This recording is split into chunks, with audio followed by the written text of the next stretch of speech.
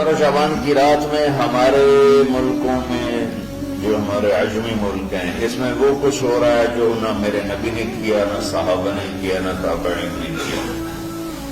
عجیب و غریب عبادات گھڑ لی ہیں، عجیب و غریب اس کے اعمال بنا لیے ہیں اپنی طرف سے، اور مسجدیں بھری ہوتی ہیں اور روشنیاں لگی ہوتی ہیں اور آتش بازی ہو رہی ہوتی ہے۔ میرے نبی نے اس رات کی فضیلت بتائی، امن کوئی نہیں بتایا۔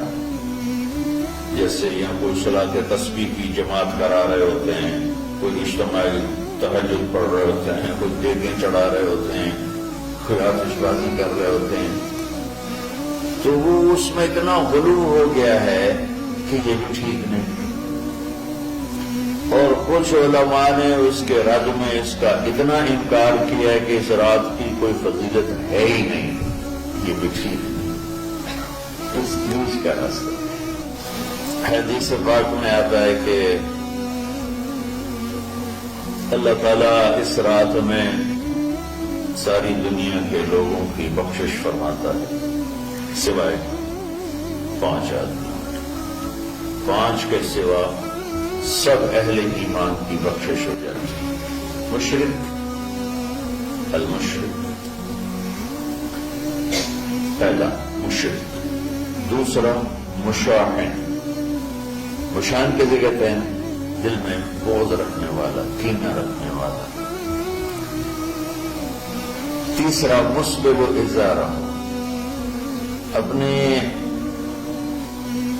پاجامے شلوار چادر کو ٹخنوں سے نیچے تک لے جانے والا، لیکن ایک شرط کے ساتھ کہ وہ تکبر کی وجہ سے، سستی کی وجہ سے ہے، غفلت کی وجہ سے ہے۔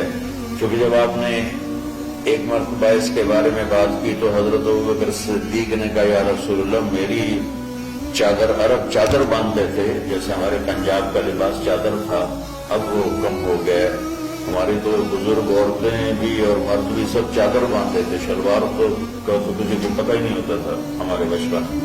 لیکن پھر آہستہ آہستہ جب تعلیم آئی تو شلوار دیہاتوں میں بھی اور شہروں میں عام ہو گئی۔ تو اگر وہ اس لیے لٹکا رہا ہے کہ طبیعت میں تکبر ہے، پھر اس وعید کا وہ حقدار ہے۔ اگر ویسے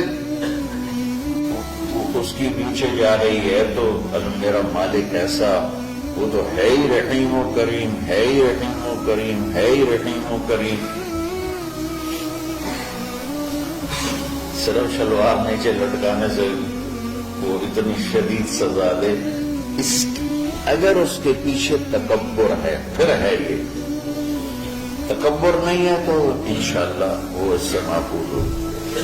تو اپنی چادر کو لٹکانے والا، لیکن بشرط تکبر، کتنے ہو گئے؟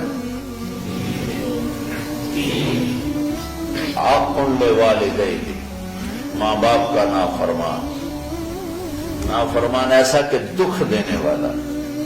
چھوٹی موٹی اونچ نیچ تو ہر بچے سے ہو جاتی ہے، جن نے والدین کو ٹکڑے ٹکڑے کر دیا ہو اور ان کو دکھ دے دے دے دے کے ان کا سینہ چیر دیا ہو، کیونکہ آپ کہتے ہیں پرزے پرزے کرنا کسی چیز کی، تو اپنے دکھ دے کر اپنی بدتمیزی کے ساتھ اس نے ماں باپ کا دل زخمی کر دیا ہو، ایک یہ نہیں معاف ہوتا۔ 5واں مدمن خمر، مسلسل شراب پینے والا، مستقل جو شراب کا عادی ہو، ان 5 کو مؤخر کر دیا جاتا ہے۔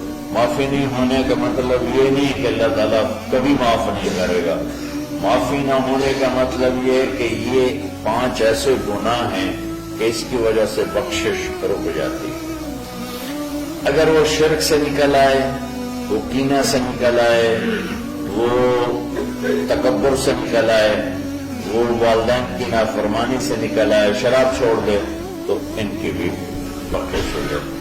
جب کوئی توبہ کرے گا فوراً بخشش ہو جائے گی۔ نہ 15 شعبان کی ضرورت ہے، نہ لیلۃ القدر کی ضرورت ہے، نہ بیت اللہ جانے کے ساتھ توبہ کی شرط ہے۔